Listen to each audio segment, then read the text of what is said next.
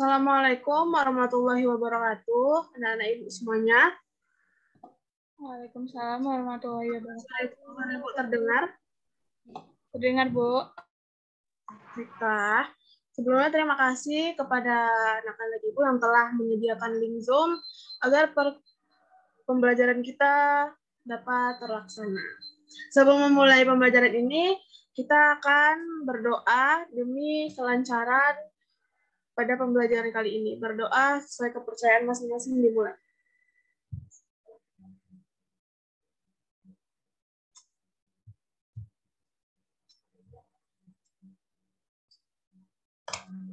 Amin. Selesai. Baiklah, kepada anak-anak ibu sekalian, tolong perhatiannya agar kameranya dihadapkan ke mukanya masing-masing agar pembelajaran kita kondusif ya. Sebelum memulai pembelajaran, ibu akan mengambil absen. Yang pertama, apakah ada Anissa Nurhidayah Putri? Anissa Nurhidayah Putri hadir? Hadir, Bu. Oke. Baslianti hadir? Hadir, Bu. Oke. Fadila Fifa hadir? Hadir, Bu. Oke. Hadir ya. Rahmatilla Putri hadir? Hadir, Bu. Oke, alhamdulillah kita hadir semua. Baiklah. Sebelum itu Ibu mau bertanya nih, gimana kabar-kabarnya nih? Apakah baik atau ada yang terkendala? Alhamdulillah Gimana? baik, Bu. Baik, Bu. Alhamdulillah. Rahmatilla? Baik. Baik, Bu. Nah, kalau Fadila Afifah, baik nggak nih? Kayaknya Fadila Afifah agak ngantuk sedikit ya. Ya, Fadila Afifah. Alhamdulillah baik ya. Anissa Nurhidayah? Sehat? Alhamdulillah sehat, Bu. Alhamdulillah sehat, baik. Alhamdulillahnya karena kabar itu kita dapat tentunya melaksanakan pembelajaran ini dengan lancar karena fisik kita sehat, raga kita sehat, dan semoga kelancarannya diberikan dan keberkahan ilmu ini akan kita dapatkan dari Allah Subhanahu wa taala. Amin. Amin amin ya rabbal alamin. Baik. Ibu akan menayangkan video mengenai jaringan tumbuhan yang linknya sudah Ibu bagikan di grup WA tadi. Tolong kepada Rahmatilla Putri untuk share screen. Apakah bisa, Rahmatilla Putri? Baik, bisa, Bu.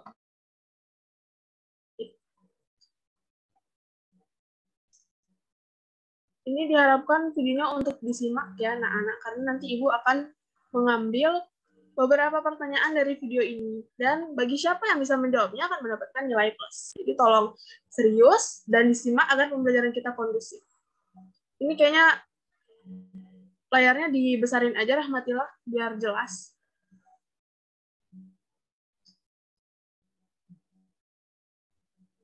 Oke, bisa dimulai dan Ibu tolong disimak ya semuanya. Ibu mengharap untuk disimak. Bahkan dimulai. Tanaman. Kita semua tahu bahwa tanaman juga makhluk hidup seperti kita. Mereka bernapas, membuat makanan, dan memiliki pertumbuhan tak terbatas sepanjang hidup. Jadi bagaimana tumbuhan melakukan semua fungsi-fungsi ini? Tanaman terdiri dari 3 organ utama, akar, batang, dan daun. Organ-organ ini terdiri dari berbagai jaringan yang melakukan fungsi-fungsi ini. Sejumlah besar sel khusus bersama-sama membentuk jaringan. Jaringan tanaman ditandai dan diklasifikasikan menurut struktur dan fungsinya. Ada 2 tipe dasar jaringan, yaitu jaringan meristem dan jaringan permanen. Mari kita lihat pada jaringan meristem. Ini adalah jaringan meristem yang membantu dalam pertumbuhan tanaman, karena jaringan meristem memiliki kemampuan untuk membelah. Sel meristem mirip, umumnya kecil, tertutup dalam dinding sel tipis dan kubus. Berdasarkan letaknya, jaringan meristem diklasifikasikan menjadi meristem apikal, meristem lateral, dan meristem interkalar. Jaringan yang membantu meningkatkan panjang batang dan akar adalah meristem apikal. Jaringan ini terletak di ujung batang dan akar.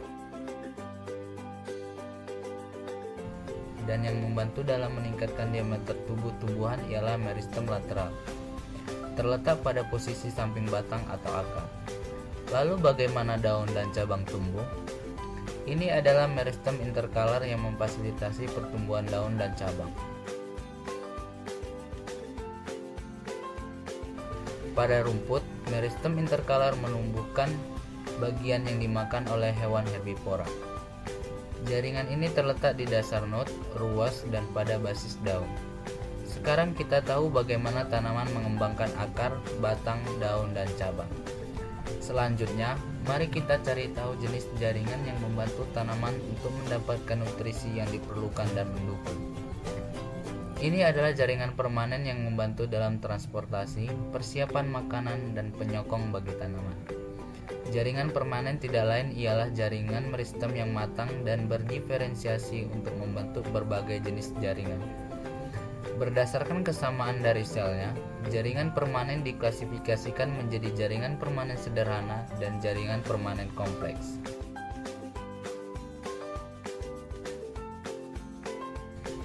Disebut jaringan permanen sederhana karena terdiri dari sel yang sama yang memiliki asal-usul yang sama. Berdasarkan fungsinya, jaringan ini diklasifikasikan menjadi parenkim, kolenkim, dan sklerenkim. Jaringan parenkim memiliki bentuk sel oval dengan dinding sel tipis dan memiliki ruang antar sel yang luas. Jaringan ini membantu dalam proses fotosintesis, penyimpanan, dan juga membantu tanaman air mengapung. Jaringan ini dapat ditemukan pada akar, batang, bunga yang hidup. Jaringan kolenkim terdiri dari sel hidup dan memanjang. Jaringan ini memberikan elastisitas, dukungan mekanik, dan kekuatan tarik untuk tubuh tumbuhan. Jaringan ini ditemukan terutama di korteks batang dan daun. Jaringan sklerenkim terdiri dari sel-sel mati yang memiliki dinding sel sangat tebal dan mengandung lignin. Jaringan ini melindungi tanaman. Jaringan sklerenkim ada di batang, daun, dan pelindung keras pada biji dan kacang. Nah, sekarang beralih ke jenis kedua jaringan permanen, jaringan permanen kompleks. Dari namanya menunjukkan, jaringan permanen kompleks tersusun atas lebih dari satu jenis sel. Jaringan ini diklasifikasikan ke dalam xilem dan phloem. Xilem adalah jaringan permanen kompleks yang terdiri dari tracheid, bulu kayu, parenkim xilem, dan serabut xilem. Jaringan ini mengangkut air dan mineral dari akar ke bagian tanaman lain.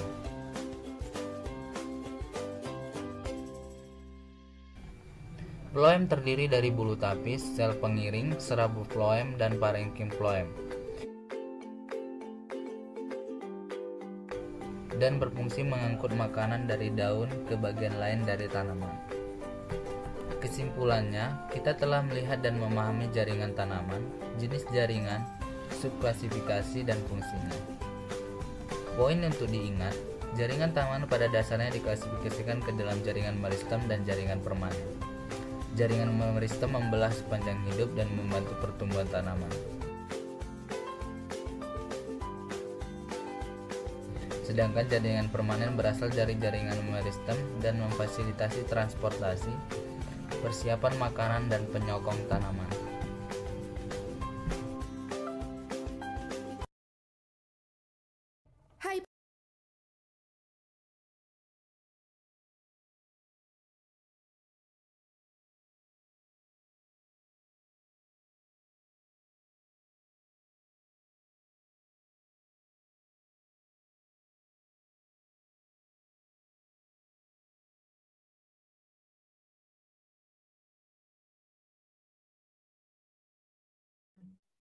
Baik, karena video sudah selesai, apakah tadi anak-anak Ibu semua menyimak dengan jelas? Halo? Jelas, Apakah suara Ibu terdengar? jelas, Bu. Baik. Nah, Ibu akan bertanya sedikit mengenai video yang tadi sudah ditampilkan. Apakah ada yang bisa menjawab? Ibu ingin melihatnya. Apakah ada yang menyimak atau yang sekedar menonton sambil nguap-nguap? Baik. Pertanyaannya adalah, apa saja jaringan yang ada pada tumbuhan?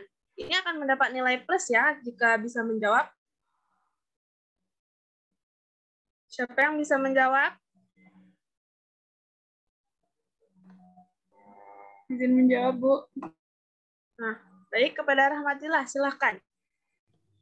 Jadi jaringan pada tumbuhan itu terbagi menjadi dua, ada jaringan meristem dan jaringan permanen.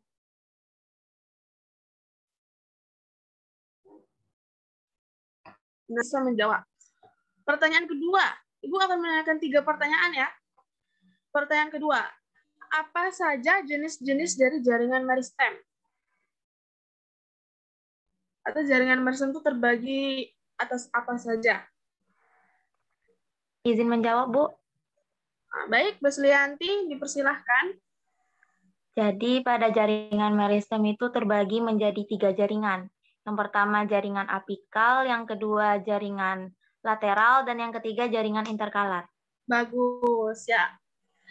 Besti juga mendapat nilai plus. A plus untuk Besti dan Rahmat. Dan pertanyaan terakhir. Pertanyaan terakhir. Apa saja jenis-jenis dari jaringan permanen atau jaringan dewasa?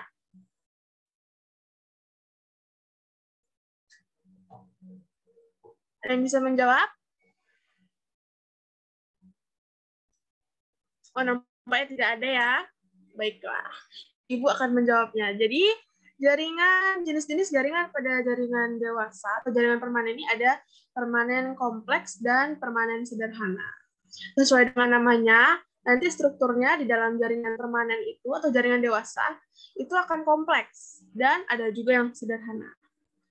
Baiklah, karena sudah ada tadi yang menjawab pertanyaan, baik kita lanjut ke sesi penampilan PPT.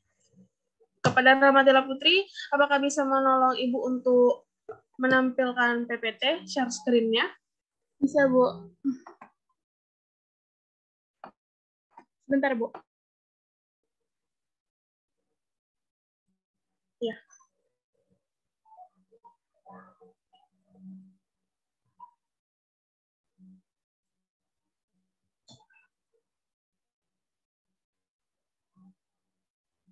Nah, sudah bisa dimulai apa suara Ibu terdengar jelas? Dengar, Bu. Baik. Di sini kita akan membahas mengenai struktur dan fungsi jaringan tumbuhan. Oke, bisa dilanjut slide-nya, Rahmatillah. Nah, di dalam PPT ini kita akan membahas jaringan tumbuhan, yang dimana tadi kita sudah di video itu sudah dijelaskan singkat mengenai jaringan tumbuhan, di mana terdapat meristem dan jaringan dewasa. Jaringan dewasa ini juga bisa disebut dengan jaringan permanen. Pada jaringan meristem, kita akan membahas letaknya, asal terbentuknya, dan jenis-jenisnya. Pada jaringan dewasa pun juga begitu. Baik, dilanjut slide-nya. Nah, kita masuk ke jaringan meristem. Lanjut. Nah, ini dia. Jaringan meristem disebut juga sebagai jaringan muda, yang berasal dari bahasa Yunani, yaitu meristes, yang memiliki arti terbelah. Sel meristem ini selalu membelah. Mengapa selalu membelah? Karena dia berdinding tipis, sehingga dia mudah untuk membelah. Lanjut. Nah, jaringan meristem ini dibedakan atas letak pada batangnya. Yang pertama, yang seperti Ibu tanyakan tadi, ada meristem apikal, interkalar, dan lateral. Kalau apikal ini dia terletaknya di ujung, sehingga dia memungkinkan untuk pertumbuhan daun, pucuk, dan akar. Seperti gambarnya, ada kan gambar di PPT tersebut. Nah, kalau interlateral ini dia di samping-samping jaringan, seperti itu, sehingga terletaknya sejajar, dan dia berfungsi untuk membelah dan memperbesar diameter batang atau akar pada tanaman. Bisa dilanjut slide-nya. Nah, ada lagi jaringan meristem berdasarkan asal terbentuknya. Yang pertama, itu meristem primer. Meristem primer ini terdiri dari protoderma, meristem dasar, dan prokambium. Nah, meristem ini itu berasal dari sel-sel embrio. Misalnya, terdapat pada ujung akar yang disebut sebagai titik tumbuh apikal sehingga mampu tumbuh memanjang. Meristem primer merupakan jaringan lanjutan dari promeristem yang sel-selnya itu masih aktif membelah. Lalu yang kedua ada meristem sekunder. Meristem sekunder ini terdiri dari epidermis, inti, dan korteks. Meristem ini sel-selnya itu telah terdiferensiasi dan berfungsi sebagai jaringan dewasa dan dapat membelah kembali menjadi meristem lagi. Meristem sekunder ini meliputi kambium, gabus, atau velogen. Lalu aktivitas sekunder itu berdampak kepada beberapa hal. Yang pertama ada terbentuknya lingkaran tahun pada batang tanaman, bertambahnya diameter batang tanaman, terbentuknya jaringan berkas angkut sekunder, dan terbentuknya jari-jari empelur. Lalu lanjut bisa di slide. Lanjut slide-nya. Nah, kita masuk ke jaringan dewasa. Lanjut. Nah, di jaringan dewasa ini ada pembagiannya. Pembagian dari jaringan dewasa, bagian-bagiannya. Ada epidermis atas, yang bisa dilihat gambarnya di PPT, epidermis atas, lalu ada kloroplas, ada parenkim palisade, ada parenkim spons, ada jaringan pengangkut, rongga udara, ada stoma, dan epidermis bawah. Lanjut. Nah, jaringan dewasa ini adalah jaringan yang berasal dari pembelahan sel-sel meristem. Jaringan dewasa permanen tidak mengalami pembelahan lagi. Berdasarkan bentuk serta fungsinya, jaringan dewasa ini dapat dibedakan menjadi beberapa macam. Pertama ada jaringan pelindung, jaringan parenkim dasar, jaringan penguat, dan jaringan pengangkut. Ada 4 perbedaannya, ada 4 jenisnya. Lalu kita masuk ke lanjut jaringan epidermis. Lanjut. Nah, di jaringan epidermis ini terdapat stomata. Stomata ini gunanya untuk apa? Apa ada yang tahu guna stomata pada jaringan epidermis? Ya, Bu. Ya, kepada Fadila Viva, silahkan. Stomata itu berfungsi untuk mengatur jalannya penguapan atau pertukaran gas pada tumbuhan. Nah, bagus. Itu dia. Fungsi dari stomata adalah mengatur jalannya keluar masuknya gas dan penguapan pada tumbuhan. Dan dia terdapat pada jaringan epidermis. Lanjut slide-nya.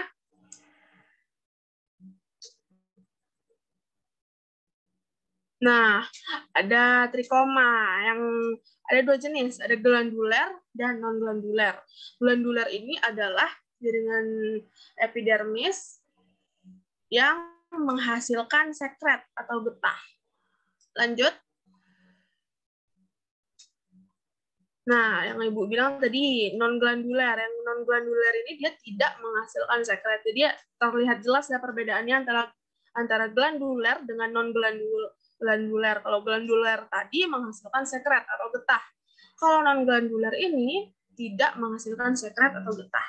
Jadi mudah diingat ya.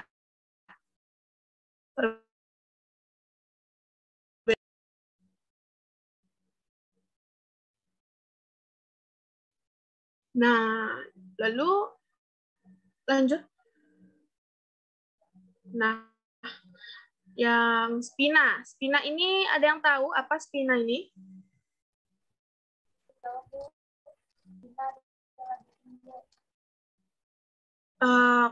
Coba dibesarin lagi suaranya. Spina adalah duri. Gimana? Spina adalah? Duri. Ya, betul. Spina ini adalah duri. Dia itu merupakan alat tambahan pada epidermis sel tumbuhan di bagian batang tumbuhan. Dia terbagi menjadi 2 pula. Yang pertama ada spina palsu atau emergensia dan spina asli. Lanjut. Nah, ya, baru kita masuk ke jaringan gabus. Jaringan gabus ini sering berfungsi menggantikan epidermis ketika lapisan epidermis tersebut rusak atau karena usia, faktor lain sehingga jaringan lain di bawahnya terlindung dari kehilangan banyak air dan gangguan mekanik, baik itu gangguan dari dalam dan gangguan dari luar ya. Jaringan gabus ini membentuk jaringan ke arah dalam yang tersusun dari sel-sel hidup dan dinamakan veloderm. Sebaliknya, kambium gabus ini membentuk jaringan ke arah luar yang tersusun dari sel-sel mati yang dinamakan filem. Lalu filem inilah yang bersifat tidak tembus air atau impermeable karena dinding selnya itu mengalami penebalan oleh suberin. Lalu ini ada jelas ya, jaringan gabus itu membentuknya ke arah dalam. Kalau kambium gabus itu terbentuknya ke arah luar. Jelas perbedaannya ya. Jaringan gabus terbentuk ke arah dalam, kalau kambium gabus terbentuk ke arah luar. Baik, lanjut slide-nya.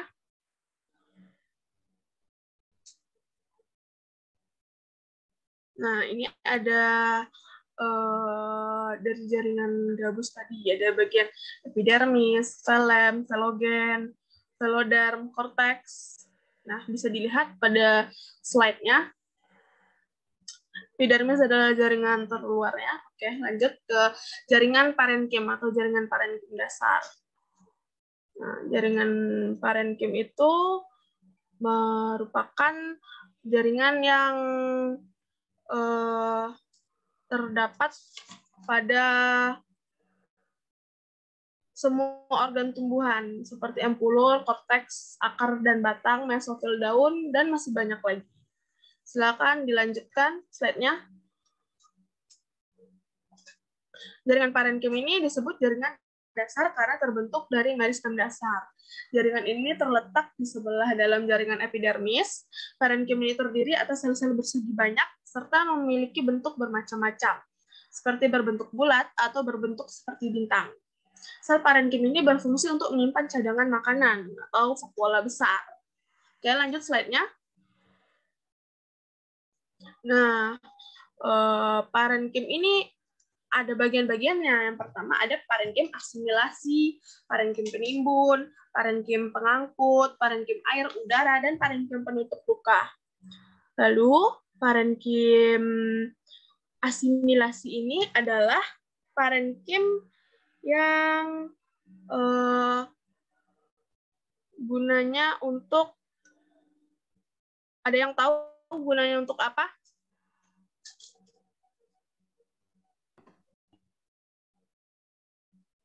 Apakah di sini ada yang tahu? Maaf Bu, apa bisa diulang pertanyaannya Bu? Gimana? Apa pertanyaannya? Nah, parenkim asimilasi. Oh, baik. Parenkim asimilasi ini apakah ada yang tahu gunanya untuk apa?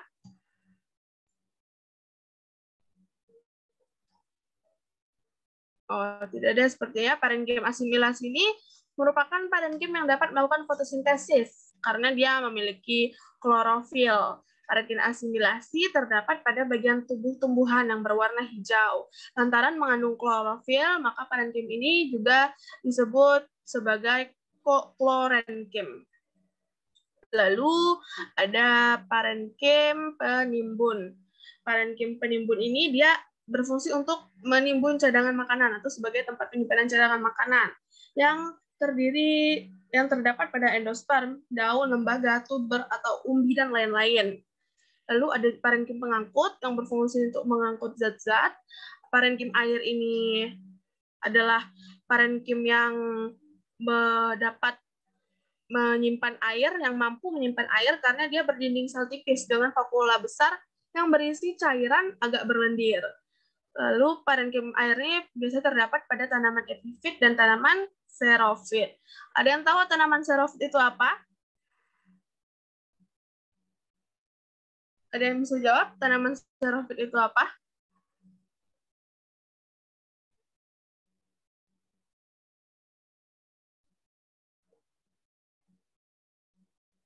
Nah, tanaman xerofit adalah tanaman yang hidup di daerah yang kering, gersang. Makanya dia memiliki parenkim air agar airnya itu tidak terbuang-buang.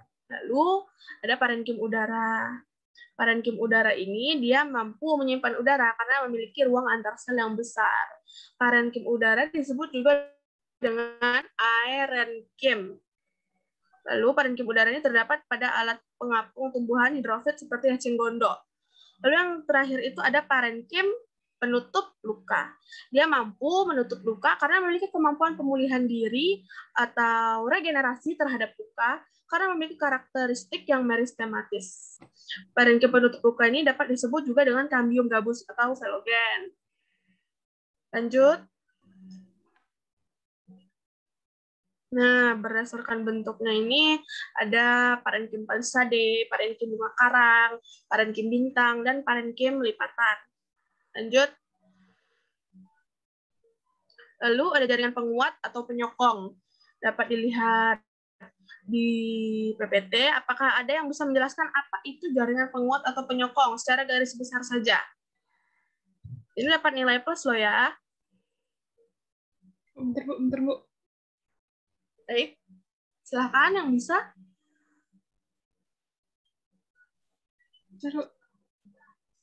Izin menjawab, Bu. Baik, Anissa Nur Hidayah, silakan menjawab apa itu jaringan penguat. Jaringan penguat itu atau penyokong itu disebut juga dengan jaringan kolenkim, yaitu jaringan yang berfungsi sebagai penguat penyokong pada organ tumbuhan yang masih aktif mengadakan pertumbuhan dan perkembangan. Betul sekali. Jaringan penguat itu adalah jaringan yang berfungsi sebagai penopang tubuh tumbuhan. Terdiri atas jaringan kolenkim dan sklerenkim. Nah, dia disebut jaringan penguat itu karena dia terbentuknya itu jaringan kayu atau saat sel-sel masih aktif membelah ya. Lanjut slide-nya. Nama lain dari jaringan penyokong adalah stereo atau jaringan mekanik. Fungsinya untuk menguatkan bagian tubuh tumbuhan. Lanjut.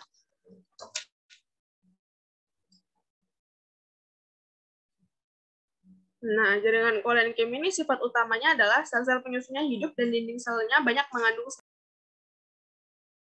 Baik, karena tadi waktunya habis, waktu Zoom-nya, kita lanjutkan lagi. Di bagian jaringan kolenkim kan tadi anak-anak kalau nggak salah, iya benar. Tolong dibesarin aja. Nah, baik, kita lanjutkan lagi ya. Tolong disimak dan kondusif pembelajarannya, agar materinya tersampaikan secara detail. Pertama, jaringan kolenkim ini merupakan bagian dari jaringan penguat atau penyokong. Sifat utama dari jaringan kolenkim adalah sel penyusunnya itu hidup dan dinding selnya banyak mengandung selulosa. Sifatnya mirip dengan jaringan parenkim dan dapat dianggap sebagai jaringan parenkim khusus yang menunjang organ muda pada tumbuhan. Kolenkim terdapat langsung di bawah atau dekat permukaan batang muda dan tangkai daun muda, namun jarang ditemukan di akar. Akan dilanjutkan lagi slide-nya. Nah, yang kedua ada jaringan sklerenkim. Jaringan sklerenkim ini merupakan jaringan penunjang pada organ tumbuhan yang telah dewasa. Sel-sel dewasanya jaringan sklerenkim ini telah mati dan memiliki dinding sel yang tebal. Biasanya berlignin atau mempunyai zat kayu. Lignin itu zat kayu ya. Oke, lanjut. Nah, ada dua kelompok besar dari jaringan sklerenkim. Yang pertama ada serabut atau serat. Yang kedua ada sklereid. Nah, serabut ini merupakan sel yang panjang dan sempit yang berujung runcing. Serabut sklerenkim terdapat pada sebagian besar bagian tumbuhan. Lalu yang sklereid ini merupakan sel-sel tumbuhan yang telah mati. Bentuknya itu bervariasi dan berdinding keras yang tahan terhadap tekanan. Misalnya, pada butiran daging buah, jambu biji, dan buah pir. Sklereid pada batok kelapa adalah contoh yang baik dari bagian tumbuhan yang mengandung serabut sklereid. Lalu lanjut. Nah, jaringan pengangkut.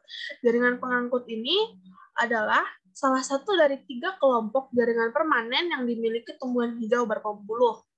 Nah, jaringan ini disebut juga dengan jaringan pembuluh dan berfungsi utama sebagai saluran utama transportasi zat-zat hara yang diperlukan dalam proses vital pertumbuhan. Nah, terus jaringan pengangkut ini terbagi menjadi 2. Yang pertama xilem dan phloem. Nah, anak-anak di sini ada yang tahu apa itu xilem dan phloem? Ada yang tahu, ada yang bisa jawab? Izin menjawab, Bu. Nah, silakan Rahmatillah. Film itu merupakan jaringan yang fungsi untuk mengangkut air dan zat hara dari tanah, sedangkan floem itu merupakan jaringan yang berfungsi untuk mengedarkan hasil fotosintesis ke seluruh bagian tumbuhan. Nah, betul sekali. Jaringan pengangkut yang dimiliki jaringan-jaringan yang dimiliki oleh jaringan pengangkut ini ada xilem dan floem. Yang disebutkan Rahmatillah tadi betul ya. Jaringan xilem itu dia mengangkut air dan garam mineral dari akar, dari tanah menuju ke daun. Sedangkan yang floem ini mengedarkan hasil fotosintesis dari daun ke seluruh bagian tumbuhan. Lanjut.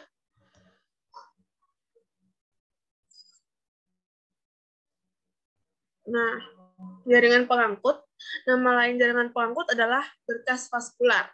Jaringan pengangkut pada tumbuhan dibagi menjadi dua kelompok berdasarkan fungsinya. Yang pertama tadi, xilem. Xilem atau pembuluh kayu berfungsi untuk menyalurkan air dan unsur hara dari akar ke daun. Xilem tersusun dari parenkim dan serabut, serta trakeit dan komponen pembuluh atau trakea. Lanjut. Yang kedua, yaitu floem. Floem ini pembuluh tapis, merupakan jaringan yang berfungsi mengangkut lalu menyalurkan zat-zat makanan hasil fotosintesis dari daun menuju seluruh bagian tumbuhan. Komponen floem ini antara lain adalah parenkim floem yang berfungsi menyimpan cadangan makanan dan berperan sebagai sekat pemisah antara floem yang satu dengan yang lain. Serabut floem merupakan jaringan sklerenkim yang berfungsi untuk memperkuat jaringan pembuluh. Selain itu, komponen lain dari floem adalah pembuluh tapis dan sel penyiring atau penyerta.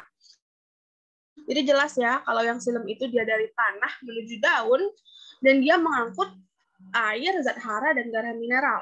Kalau floem ini dari daun menuju ke seluruh bagian tumbuhan. Yang diangkutnya merupakan hasil fotosintesis. Oke, lanjut. Nah, bagian-bagian dari sel floem itu ada dinding ujung sel, pembuluh tapis, dan sel penyiring. Lanjut. Nah, di sini ada tabel yang berisi perbedaan antara pembuluh xilem dan floem. Dari karakteristik ini sudah jelas ada tersusun dari yang xilem itu dari sel mati, kalau floem itu dari sel hidup, ketebalan dinding sel itu xilem itu dinding selnya tebal, kalau floem itu dinding selnya tipis, kalau lubang antar sel itu tidak dimiliki oleh xilem. Kalau floem itu ada lubang antar dinding selnya, disebut pembuluh ayak atau saringan. Dari segi sitoplasma itu xilem tidak mempunyai sitoplasma. Kalau floem ini sel dibatasi dengan sitoplasma, yang berarti floem ini memiliki sitoplasma ya. Lalu dari segi fungsi, xilem ini mengangkut air dan garam mineral, kalau floem ini mengangkut makanan atau hasil fotosintesisnya tadi.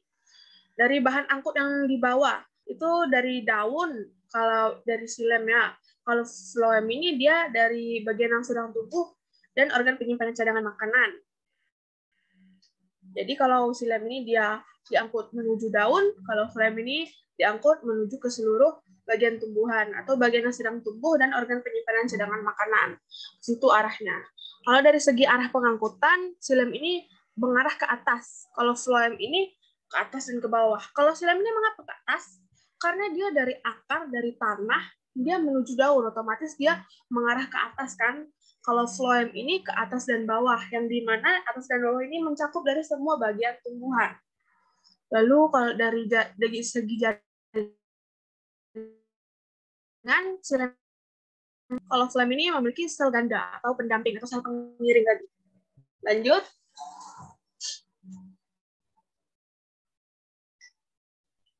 Nah, oke. Kan kita hanya menjelaskan jaringan pada tumbuhan ya, berarti PPT kita sudah selesai penjelasan dari Ibu. Nah, tadi jika kalian tadi menyimak apa yang Ibu jelaskan, kalian akan mendapatkan bahwa Ibu ada beberapa tadi yang tidak dijelaskan. Ada beberapa materi yang tidak Ibu jelaskan, dan sekarang Ibu akan menguji kalian atas simak kalian apakah serius atau tidak. Ibu memberi waktu kalian diskusi selama 5 menit untuk mencari tahu apa yang tidak Ibu jelaskan tadi. Mengerti semuanya? Ngerti, Bu. Oke, tugasnya adalah mencari apa yang tidak Ibu jelaskan tadi dan jelaskan yang tidak Ibu jelaskan tadi ya. Waktu diskusinya tuh selama 5 menit, dimulai dari sekarang.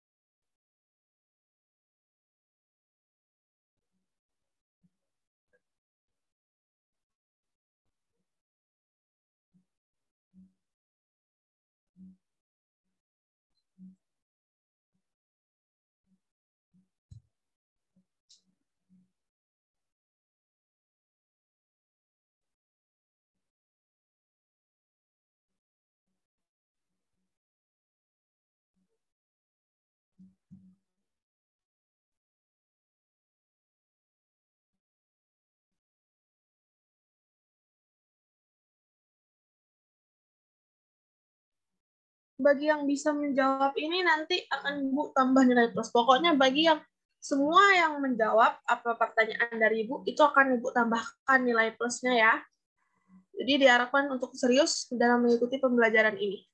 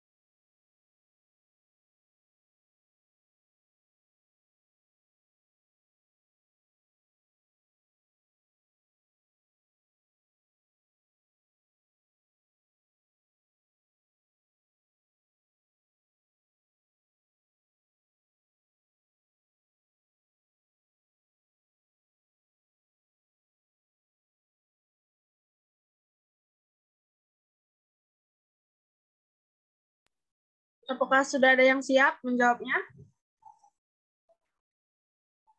Apakah sudah ada yang mendapatkan jawabannya? Kalau sudah, bisa langsung dijawab saja.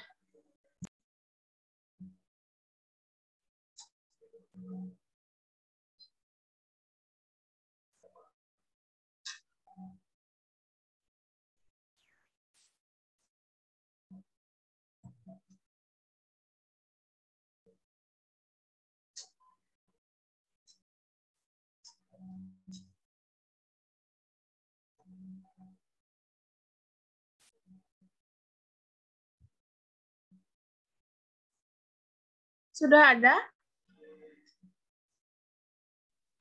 Sudah, Bu. Nah, oke. Tolong kepada Viva jelaskan apa saja yang tidak Ibu jelaskan tadi. Persilahkan. Tadi poin yang tidak Ibu jelaskan. Salah satunya itu bentuk dari sel parenkim, Bu. Ya, terus? Yang saya ketahui itu sel parenkim itu ada 4. Nah, itu bentuknya itu berbentuk kolumer memanjang seperti tiang yang ditemukan di bagian atas daun. Bentuknya itu memanjang tersusun dengan padat dan bentuk jaringan tepat di bawah jaringan epidermis atas daun. Strukturnya itu padat karena mengandung banyak kloroplas yang nantinya digunakan untuk fotosintesis. Dan yang kedua itu ada jaringan parenkim bunga karang. Jaringannya itu terletak di bagian bawah daun, tepat berada di bagian bawah jaringan epidermis. Memiliki bentuknya itu tidak teratur, namun cenderung bulat atau elips. Yang kedua itu ada parenkim bentuk bintang. Memiliki bentuk khas seperti bintang dengan ruang antar sel yang besar. Parenkim bintang itu bentuk sel-selnya itu tidak teratur dan dinding selnya itu lebih tebal. Yang terakhir itu ada parenkim bentuk lipatan, di mana jaringan parenkimnya itu memiliki bentuk lipatan di bagian tepi jaringannya. Biasanya itu parenkim lipatannya terdapat di tumbuhan gimnospermae atau tumbuhan biji terbuka. Seperti itu. Nah, betul. Tadi yang tidak Ibu jelaskan itu adalah bentuk-bentuk dari jaringan parenkim. Tadi yang seperti Afifah jelaskan, ada parenkim palisade, parenkim bunga karang, parenkim bintang, dan parenkim, apa tadi satu lagi? Parenkim lipatan, kan? Nah, parenkim palisade ini, dia disebut juga dengan jaringan dasar, karena terdapat di hampir bagian tubuh tumbuhan. Dia memiliki bentuk sel yang memanjang, susunannya rapat, dan memiliki banyak klorofil. Lalu yang kedua ada parenkim bunga karang. Dia tuh bentuk selnya tidak beraturan, namun cenderung bulat atau elips. Lalu yang ketiga tadi ada parenkim bintang. Parenkim bintang ini bentuknya juga susunannya tidak berat dan memiliki ruas-ruas atau lengan-lengan. Fungsinya itu actinenkim. Disebut juga dengan ironkim tadi. Lalu yang terakhir tadi ada parenkim lipatan. Dindingnya juga berlipat-lipat ke dalam dan mengandung banyak kloroplas. Parenkim lipatan ini juga disebut dengan parenkim asimilasi. Betul. Kepada Afifah, selamat mendapatkan poin plus ya. Lalu ada satu lagi yang tidak Ibu jelaskan. Apakah ada yang bisa menjawabnya? Izin menjawab, Bu. Oh, ya. Siapa dulu? Basli dulu apa Anissa dulu? Basli dulu ya? Oke. Persilakan kepada Basli. Slide yang tidak Ibu jelaskan yaitu mengenai materi fungsi pembuluh tapis dan sel pengiring. Fungsi pembuluh tapis yaitu mengangkut makanan yang dibuat di daun selama fotosintesis untuk didistribusikan ke bagian tumbuhan lainnya. Sedangkan fungsi dari sel pengiring adalah berfungsi dalam proses masuk dan keluarnya makanan dalam pembuluh tapis. Nah, Sekian, Bu. Kalau Anissa dan Hidayah Putri tadi? Bisa menambahkan, Bu. Ya. Pembuluh tapis itu berada di dalam floem. Pembuluh tapis adalah sel-sel panjang yang ujung-ujungnya menyatu dan membentuk pembuluh. Sel-sel ini berhubungan satu sama lain dengan sel pengiring. Keduanya dihubungkan oleh plasmodesmata. Lalu sel pengiring tersebut juga disebut sel tetangga. Berupa untayan-untayan sel-sel hidup bentuknya menyerupai parenkim untuk proses masuk dan keluarnya makanan melalui pembuluh tapis. Itu melalui sel pengiring ini, yang terdiri dari plastida, nukleus, plasmodesmata yang bercabang. Nah, betul sekali. Pembuluh tapis yang berfungsi tadi untuk mendistribusikan hasil fotosintesis ke seluruh bagian tumbuhan. Nah, pembuluh tapis ini juga termasuk bagian dari floem ya, dan dia dihubungkan dengan sel pengiring atau sel pendamping tadi, dihubungkan dengan plasmodesmata. Di mana sel pengiring ini juga mengandung plastida, nukleus, dan plasmodesmata yang bercabang. Nah, selamat kepada Basli dan Anissa mendapatkan poin plus. Baik, karena sudah bisa menjawab dan nampaknya Ananda dan Anda sekalian serius dalam menyimak pembelajaran ini, maka Ibu akan mengadakan kuis. Kuis yang terdiri dari 3 soal saja. Silahkan dipersiapkan alat tulisnya, nanti kuisnya langsung kita bahas. Kuisnya hanya dalam 5 menit ya. Sudah siap semua ininya, alat peralatannya? Sudah, Bu. Sudah, Bu. Sudah. Oke, mari akan Ibu bacakan soal kuisnya. Hanya 3 soal saja. Dan ini sangat mudah. Karena sepertinya kalian menyimak dengan serius. Yang pertama, sebutkan apa saja jaringan meristem. Sebutkan saja. Sebutkan. Sebutkan apa saja jaringan meristem.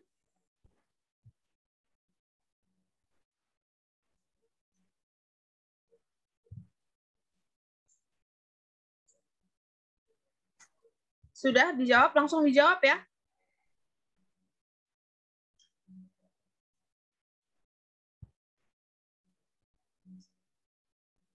Sudah?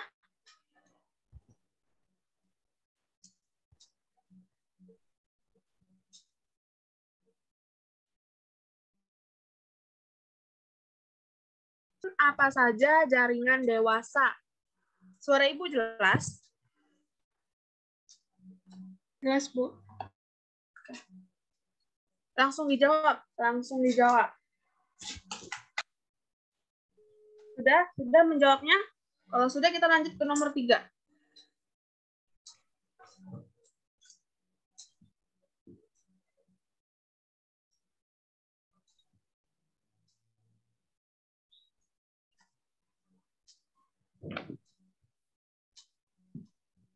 Sudah? Oke, lanjut. Sebutkan apa saja perbedaan silem dan floem. Minimal 5.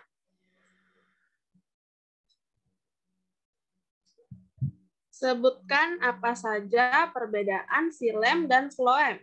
Minimal 5.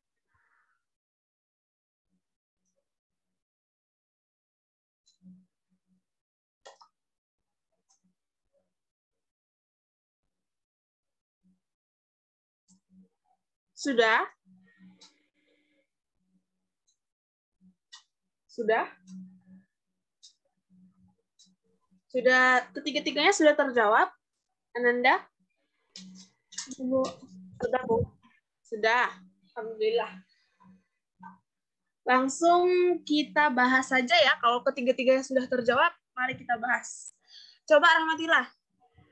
Sebutkan jawaban Rahmatillah yang nomor 1.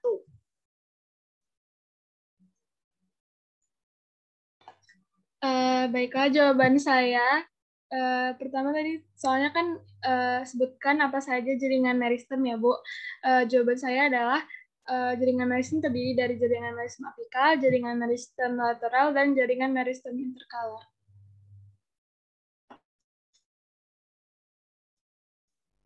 Gimana? Betul. Jadi meristem itu ada apikal, lateral, dan interkalar. Nah, coba Fadila Afifah. Coba sebutkan jawaban Anda yang nomor 2. Macam-macam jaringan dewasa itu ada jaringan pelindung, jaringan parenkim, atau jaringan dasar, jaringan penguat, dan jaringan pengangkut. Nah, betul.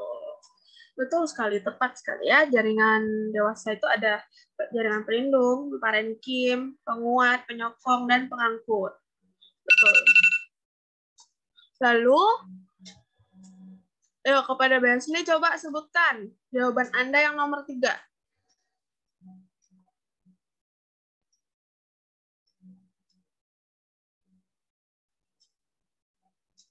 Minimal 5 saja. Kalau lebih juga nggak apa-apa.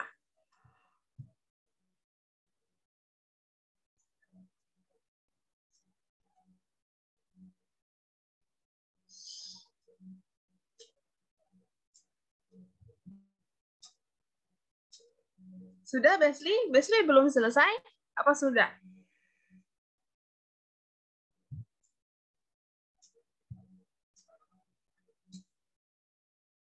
Oh, sepertinya Besli belum selesai ya.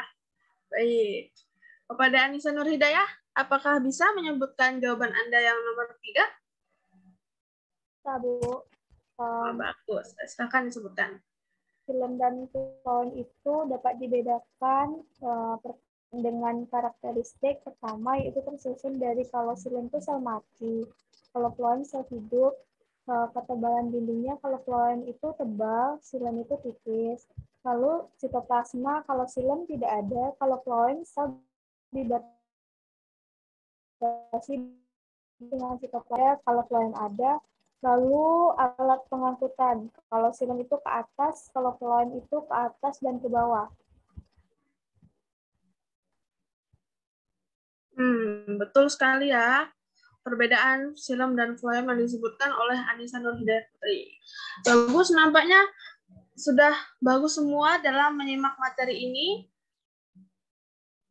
Apakah sudah capek semuanya?